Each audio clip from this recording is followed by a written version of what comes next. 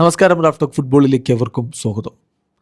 റഫറിയോട് Lionel Messi എന്നോട് മാന്യമായിട്ട് എന്നോട് ബഹുമാനത്തോടു കൂടി സംസാരിക്കണം എന്ന് പറഞ്ഞ സംഭവം നിങ്ങൾക്ക് ഓർമ്മയില്ലേ? സ്വിറ്റ്സർലൻഡ് വേഴ്സസ് അർജൻറ്റീന മത്സരത്തിൽ പോർച്ചുഗീസ് റഫറി ജാവോ പിനേറോയോടാണ് അന്ന് മെസ്സി അങ്ങനെ സംസാരിച്ചത്. ഇപ്പോൾ ജാവോ പിനേറോ അന്നത്തെ കാര്യങ്ങൾ വിശദീകരിച്ച് പറയുന്നുണ്ട്. അദ്ദേഹം പറയുന്നു, ഇത്തരം സിറ്റുവേഷനുകൾ സംഭവിക്കാം, താരങ്ങൾക്കിടയിൽ സംഭവിക്കാം, താരവും റഫറിയുമുള്ള കോൺവെർസേഷനിലൊക്കെ സംഭവിക്കാം. ഫുട്ബോളിൽ ഇത്തരത്തിലുള്ള കോൺവെർസേഷനുകൾ നടക്കും. ക്യാപ്റ്റൻ റഫറിയോട് കൂടുതൽ സംസാരിക്കാൻ വേണ്ടി വരും.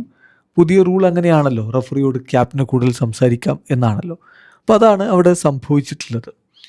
എന്താണ് മെസ്സിയും ഞാനുമായിട്ട് സംഭവിച്ചതെന്ന് ചോദിച്ചാൽ അത് മറ്റ് താരങ്ങളും ഞാനുമായിട്ടൊക്കെ സംഭവിക്കാറുള്ളത് തന്നെയാണ്. ഓഫ് കോഴ്സ് മെസ്സി ആകുമ്പോൾ പിന്നെ അതിന് കൂടുതൽ വിസിബിലിറ്റി കിട്ടും.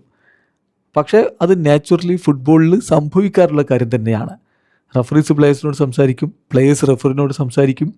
ചിലപ്പോൾ ചില സിറ്റുവേഷനുകളിൽ വ്യത്യസ്തമായിട്ടുള്ള അഭിപ്രായങ്ങൾ വരികയും ചെയ്യും. പക്ഷേ അതൊക്കെ ഓർഡിനറി ആയിട്ടുള്ള കാര്യമാണ്, നത്തിങ് ഔട്ട് ഓഫ് ഓർഡിനറി.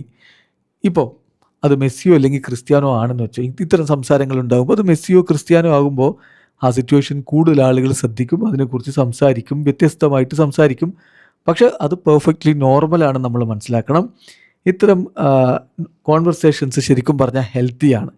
കാരണം നമുക്ക് എല്ലാ കാര്യങ്ങൾക്കും പോയിട്ട് യെല്ലോ കാർഡ് കൊടുക്കാൻ പറ്റില്ലല്ലോ. നമ്മൾ സംസാരിക്കുമ്പോൾ പരസ്പരം നമ്മൾ കാര്യങ്ങൾ മനസ്സിലാക്കും.